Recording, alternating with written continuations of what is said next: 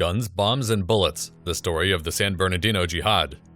Last Wednesday, Syed Rizwan Farook and his wife Tashfeen Malik, a seemingly happy, married, and devout Muslim couple, left their 6-month-old daughter with Farook's mom. She thought they were going to the doctor, but hours later news reports of a shooting at the Inland Regional Center would say otherwise. Farook's mother tried calling them but got no answer. For the attack, the Muslim couple gathered an arsenal, including tactical vests, handguns, and military-grade rifles. As if that wasn't enough, they were also able to get their hands on a plethora of other deadly items, including a remote-controlled car with bombs stuck to it.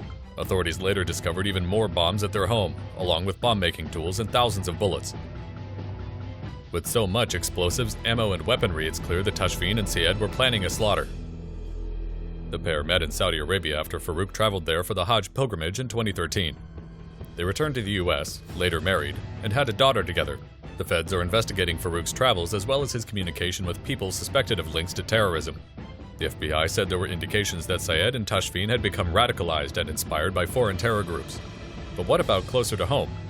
2 weeks prior to the slaughter, Farook and a Jewish colleague, Nicholas Thalasinos, reportedly got into a passionate discussion over politics, religion, Israel, and Islam.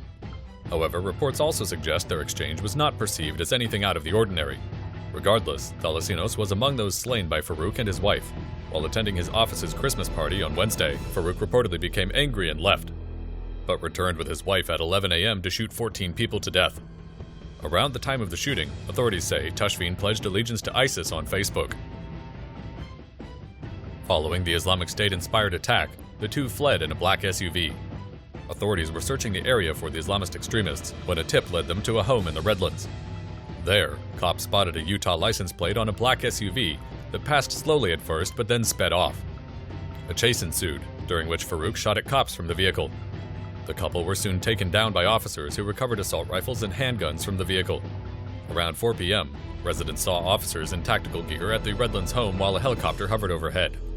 The cops evacuated nearby residences and cordoned off the area before using a battering ram to open the door. A SWAT team robot then executed a search before police recovered ammunition, bombs, and other evidence of a terror plot. Over the weekend, it emerged that Farook's friend and former neighbor, Enrique Marquez, may have purchased the rifles used in the slaughter. Although the FBI raided his home, Marquez hasn't been charged with any crime. One of the guns used in the attack had been altered to hold more ammunition. There had been an attempt to make the other firearm fully automatic, but the modification was ultimately unsuccessful. Last week's attack was one of the worst acts of Islamic terror in the U.S. since 9/11. 14 people were massacred and 17 were injured in San Bernardino, and while the shooters are dead, the U.S. is at odds with itself over how to deal with it. Tighter gun control? Hit ISIS even harder? What do you think? Sound off below and let us know.